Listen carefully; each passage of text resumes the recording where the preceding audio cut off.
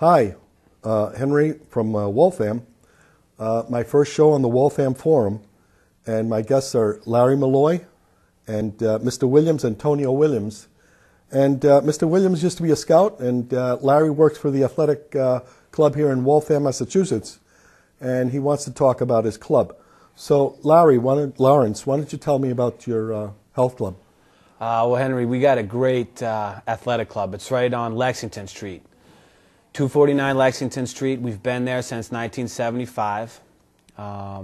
We've got 6 indoor tennis courts, swimming pool, hot tub, sauna, steam bath, great group exercise instructors.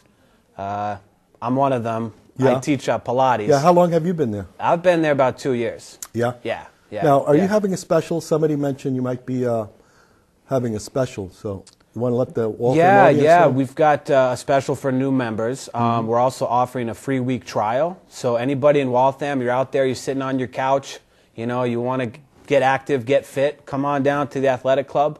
You got to see me personally, and we'll set you up with a free week trial. You know, try out the club, take a couple group exercise classes, take a dip in the pool, play some tennis. Yeah, what about that youth sports that I heard about? Yeah, we're running a youth fitness program. I'm a private basketball coach and soccer coach, so that's one thing I do. I work with kids one-on-one, and then we do group fitness training as well. We get 3 to 5 kids, myself, a couple other personal trainers, and we'll work with the kids and show them a routine, you know. So yeah. So what are your routines like? Do you stress mostly cardio or mostly weights? Yeah. Or what about, also I heard about the basketball. Do you have some kind of basketball program there? Yeah, we've got a lot of great things at the club. So with the kids, depending what their body type is like and how old they are, we do a lot of plyometric training, a lot of agility work. For some kids who are more advanced, we'll get into some Olympic type lifts, like a power clean, stuff like that. Really depends on the individual kid. So we work with the parents, we talk to them, and we see where their kids are at. And we've got a basketball training class. And when is that class? That's on Monday nights at 7:30. What kind of attendance do you get as of now? We get about 10 people to show up on a Monday night. So you play like 5-on-5 or? Yeah, we do some drills, agility work. We've got a coach, Carrie. She played D2 basketball.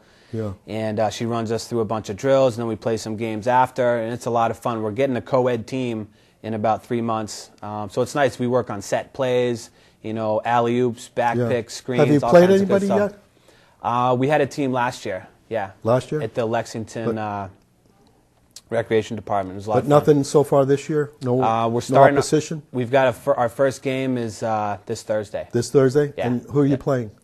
Don't know yet. Don't know? We're gonna find out. But this is a nice opportunity. If somebody wanted to play some basketball, and if he has a kid, he could play tennis and so forth? Absolutely. Yeah. So how long has the club been there? Since 1975. 75. Okay. Yeah. And my other guest is Antonio. He used to be a scout, and he's got this wonderful ring. Why don't you show people the ring and how you got it? It's a World Series ring from 2004, and I worked in scouting for the RedSox, as you mentioned, and my primary responsibility during the season was to do advanced scouting, and for those at home, that means what you do is you're scouting the actual opponent that you're facing. So the way it works is if we're playing a 3-game set against Toronto, and then we have the Yankees coming in following Toronto, by game 2 of the 3-game set versus Toronto, we have to have the Yankees report done. So those were my primary responsibilities through the season. And then after the season, it was team construction, helping out with trades, signing free agents, etc. So a lot of fun, a lot of work, but a lot of fun. Yeah, any travel in that?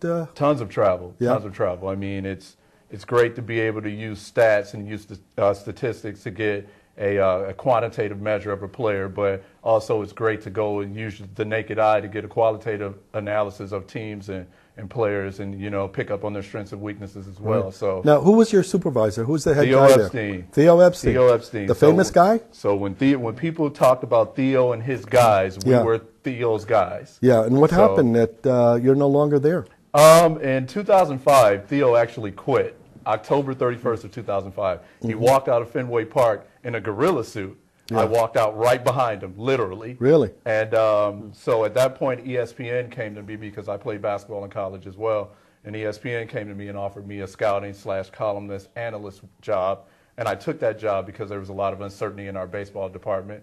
And Theo came back, and we had some discussions about me returning, but I had already accepted my position at ESPN. And So you're happy with ESPN right now? Absolutely. What exactly do you do there? I go on the road and I watch basketball games. I watch at a high school, pro, and college level as well. And what I do is I go to the games, I scout players, I talk about standout players. I also do some on-air work for ESPN as well as an analyst for games. So very rewarding, very challenging, on the road quite a bit. Good pay? Yeah, it's good pay. You know, it's funny because there's so much demand for jobs in professional sports. When you first start, the pay is very, very low. Right, I understand that. Yeah, so you have to be sort of married to your passion of working in sports. But as you go through the weeding out process and you make your way up the totem pole, so to speak, the pay gets a lot better. But initially when you're working this job, it's all about your passion. It's all about your passion. So do you plan to stay there, or what's the... You know, it's funny. I do plan to stay there as long as they'll have me, but because there's a lot of uncertainty with the economy. But having said that, I mean, I'm just trying to find the best opportunity to become the most well-rounded person that I possibly can be professionally. Yeah. And you know, having said that, if something else comes along that is to my betterment, I'll take it. Now, your background, you said you were at Brandeis. That's correct. So tell us about your Brandeis experiences, where if you played basketball or baseball there, what kind of batting average you had. You know, people want to know. I played both, and very, very rewarding. I probably played, and for basketball, I probably played in the best Division III conference in the country. We traveled everywhere by plane with the exception of NYU.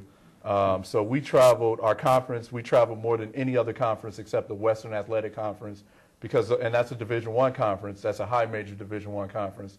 And those teams in the Western Athletic Conference log more miles than us because they go out to Hawaii and play the University of Hawaii, which is also a Western Athletic Conference school.